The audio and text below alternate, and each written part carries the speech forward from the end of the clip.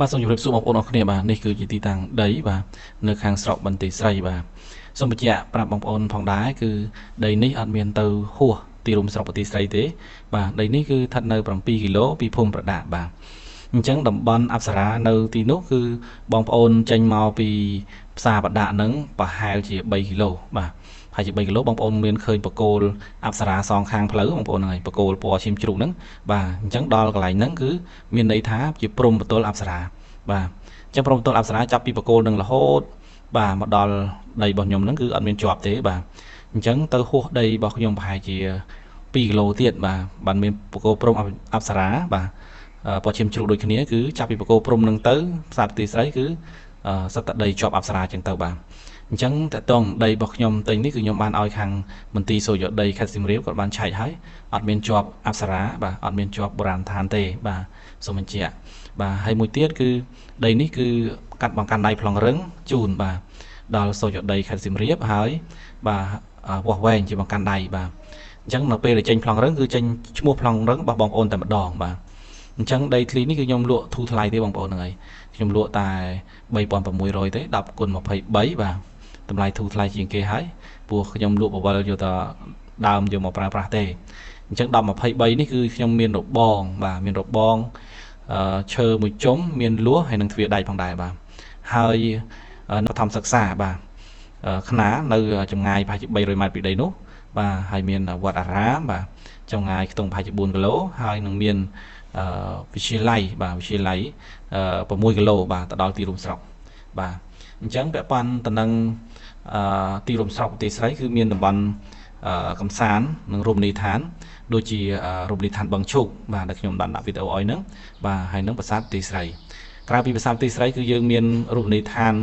ជាច្រើនដូចជាសួនផ្កាអីចឹងទៅហួសប្រាសាទបន្ទាយស្រីហ្នឹងបងប្អូនហ្នឹងហើយមានរមណីយដ្ឋានភ្នំក្បាលស្ពានផងដែរដែលយើងអាចឡើងថ្មើរជើងបាទចម្ងាយ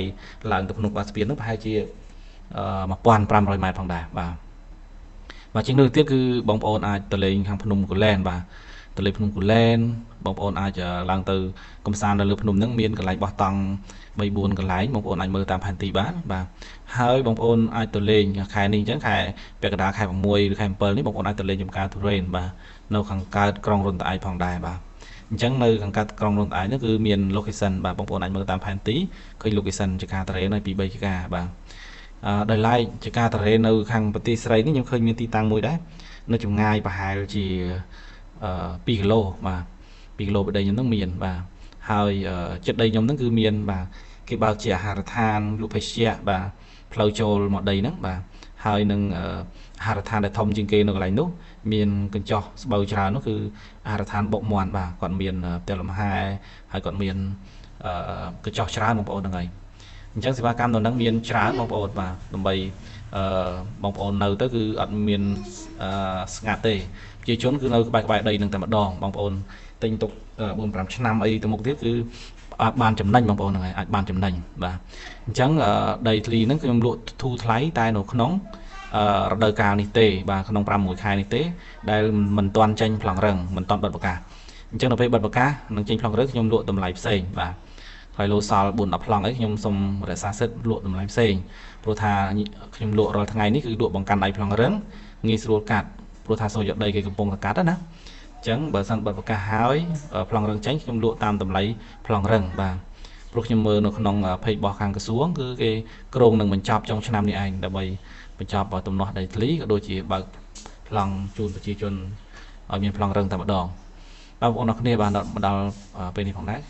គឺដល់ទីបញ្ចប់ហើយគឺខ្ញុំសូមជម្រាបលាបងប្អូនតែប៉ុណ្ណេះបងប្អូនអាចតាក់ទងមកខ្ញុំតាម Telegram ខាងក្រោមបានអរគុណបងប្អូនអរគ្នាបាយបាយ